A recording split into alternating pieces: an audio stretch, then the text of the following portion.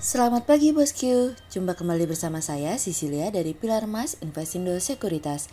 Touch your heart, touch your profit.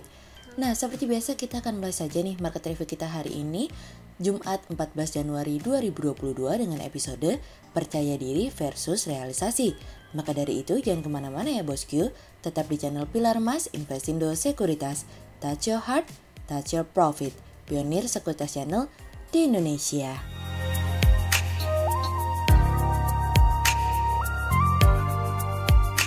Seperti biasa kita akan mulai dari Global Economics Calendar. Ada berita dari US Monthly Budget Statement yang naik dari sebelumnya minus 143,6 billion dolar menjadi minus 21,3 billion dolar. Kemudian ada dari US PPI Final Demand month on month yang turun dari sebelumnya 1% menjadi 0,2%, sementara year on year turun dari sebelumnya 9,8% menjadi 9,7%. Kemudian ada dari US Initial Jobless Claims yang naik dari sebelumnya 207K menjadi 230K. Kemudian kita beralih ke corporate news. Ada berita dari PT Lippo Karawaci Tbk atau LPKR yang membidik adanya peningkatan prapenjualan atau marketing sales lebih dari 5% atau sekitar 5,2 triliun rupiah di tahun 2022 dari kontan.go.id. Kemudian ada dari PT Perusahaan Gas Negara Tbk atau PGN, Pegas yang menganggarkan belanja modal atau capital expenditure sekitar 746 juta US dollar di tahun 2022 ini dari kontan.go.id. Kemudian ada dari PT Mitra Bara Adi Perdana Tbk atau MBAP yang membidik target produksi sebanyak 4 juta ton batu bara untuk tahun 2022 dari kontan.go.id. Kemudian pada perdagangan hari Kamis tanggal 13 Januari 2022, IHSG ditutup menguat 11 poin atau 0,17% menjadi 6.658. Sektor infrastruktur, industrial, basic materials, energy, transportation and logistik, healthcare bergerak positif dan mendominasi kenaikan IHSG kali ini. Investor asing di seluruh pasar membukukan pembelian bersih sebesar 587 miliar rupiah. Kemudian kita akan masuk ke market review kita hari ini. Cerita hari ini akan kita awali dari Cina semain di belakang. Cina diproyeksikan akan mencatat pertumbuhan ekonomi terlemahnya dalam lebih dari 1 tahun terakhir ketika merilis data perekonomiannya pada Senin mendatang karena dorongan menurunnya pasar properti yang semakin dalam dan COVID-19 yang mengganggu prospek pemulihan. Pertumbuhan ekonomi Cina akan menurun dari kuartal 3 2021 4,9% menjadi 3,6% yang dimana secara kuartal ini merupakan laju paling lambat sejak kuartal kedua tahun 2020 silam. Tidak hanya data mengenai pertumbuhan ekonomi, namun data mengenai industrial production dan penjualan retail pun diproyeksikan melemah. Kami melihat sejauh ini Cina tidak menjalankan beberapa program penting yang telah dicanangkan dari tahun lalu. Sebuah cetak biru atau blueprint perekonomian dalam kurun waktu 10 tahun mendatang yang dimana tadinya harus dijalankan. Salah satunya adalah dual circulation yang dimana mendorong peningkatan konsumsi dari dalam negeri dan luar negeri. Namun kami melihat momentum tersebut seakan hilang sejak presidensi mengumumkan kemakmuran bersama yang mengubah segalanya. Namun pemulihan waktu yang salah itulah yang membuat momentum pemulihan Cina menjadi hilang, berganti dengan sebuah tujuan baru mengenai bagaimana menjaga stabilitas perekonomian Cina saat ini. Hilangnya momentum pemulihan ekonomi tersebut bahkan harus ditopang juga oleh penurunan giro wajib minimum di perbankan untuk menciptakan likuiditas tambahan di pasar. Bahkan ketika penurunan giro wajib minimum kurang, Bank Sentral Cina harus memangkas tingkat suku bunga pinjaman jangka panjang.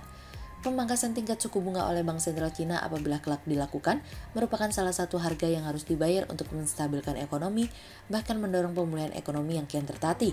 Apalagi, seperti yang kita ketahui juga Cina dilanda badai pada sektor propertinya yang dimana sektor properti Cina juga memberikan sumbangsi terhadap GDP sebesar hampir 25%. Investasi properti bahkan diperkirakan mengalami pelemahan tahun lalu menjadi 5,2% yang dimana merupakan laju paling lambat pada tahun 2015 silam. Oleh sebab itu data penjualan retail diperkirakan juga akan kembali mengalami penurunan. Lockdown parsial yang dilakukan di kota Xi'an membuat situasi dan kondisi semakin sulit terasa karena masyarakat semakin khawatir terkait dengan situasi dan kondisi yang mungkin tidak terkendali akibat COVID-19 sehingga lagi-lagi mereka menunda konsumsinya. Yang masih belum terlihat membaik adalah data mengenai tingkat pengangguran yang diproyeksikan tidak atau belum berubah pada bulan Desember kemarin masih berada di kisaran 5%. Pertumbuhan pendapatan yang melambat merupakan salah satu faktor lain yang merugikan konsumsi rumah tangga. Pertumbuhan ekonomi yang melambat merupakan salah satu faktor yang merugikan rumah tangga yang dimana peningkatannya akan menjadi kunci untuk mendukung meningkatnya daya beli. Yuk kita nantikan kabar selanjutnya dari Cina ya. Kemudian cerita selanjutnya datang dari Percaya Diri. Kenaikan harga komoditas yang dimulai dari semester 2 2021 memberikan kontribusi pada naiknya perolehan ekspor. Hal ini tentu menaikkan kepercayaan diri pelaku pasar di mana surplus neraca dagang yang ikut menjaga stabilitas nilai tukar dan pasar keuangan dalam negeri. Kenaikan ini seiring dengan masih kuatnya permintaan di tengah pelonggaran aktivitas dan mulai membaiknya utilisasi dari pabrik. Penerimaan negara diproyeksikan juga akan terdampak positif sejalan kenaikan dari harga komoditas tersebut. Harga batubara, minyak sawit, nikel, dan gas diproyeksikan masih melanjutkan kenaikannya.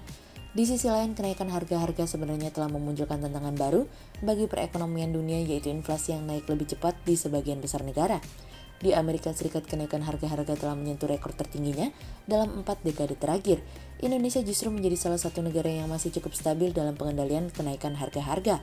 Inflasi di Indonesia di penutupan tahun 2021 tidak mencapai target minimal di 2%.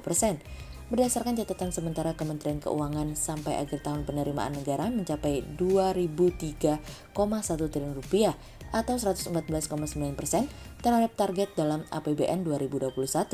Seluruh sumber penerimaan negara mencapai target, dari sisi perpajakan mencapai 103,9% dari target.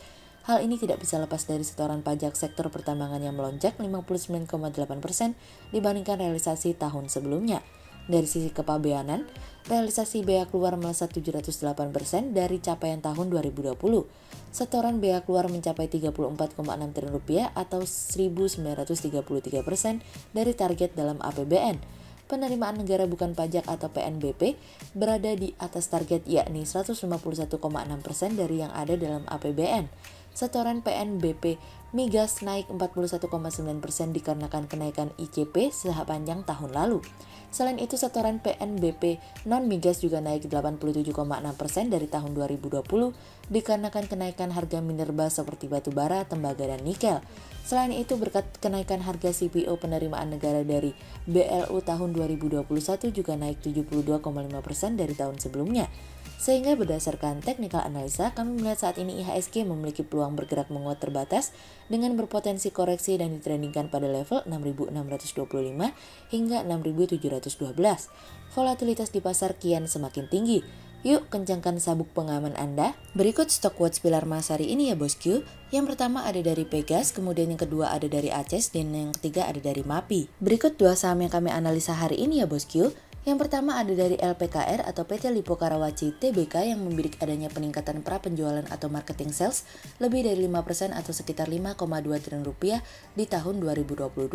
Target tersebut seiring dengan data pra-penjualan di sepanjang 2021 yang mencapai Rp4,96 triliun. Jumlah itu naik 86% year on year dan 18% di atas target pra-penjualan yang sebelumnya telah direvisi oleh perseroan, yakni sebesar Rp4,2 triliun. Sehingga berdasarkan technical analisa dalam tren pada jangka waktu short term berpotensi untuk bearish dengan target 130 dan tingkat probabilitas sebesar 58%, sementara dalam jangka waktu long term berpotensi untuk bearish dengan target 115 dan tingkat probabilitas sebesar 50%. Kemudian yang kedua ada dari Pegas atau PT Perusahaan Gas Negara Tbk yang menganggarkan belanja modal atau capital expenditure sekitar 746 juta US dollar di tahun 2022 ini. Alokasi tersebut diperuntukkan untuk pekerjaan jaringan gas mandiri, di mana manajemen menargetkan pembangunan tersebut di tahun 2022 akan berjumlah sekitar 500.000 sambungan rumah tangga dan juga untuk mengembangkan teknologi liquefaction untuk memperoleh liquefied natural gas atau LNG. Pembangunan ini tentunya komitmen manajemen dalam meningkatkan jaringan distribusinya, sehingga biaya distribusi gas yang dialirkan ke masyarakat diharapkan bisa menjadi kompetitif. Sehingga berdasarkan technical analisa dalam tren perjangka waktu short term berpotensi untuk bearish dengan target 1250 dan tingkat probabilitas sebesar 54%, sementara dalam jangka waktu long term berpotensi untuk bearish dengan target 1100 dan tingkat probabilitas sebesar 73%. Berikut kami akan menampilkan 40 saham pilihan dari Pilar Mas.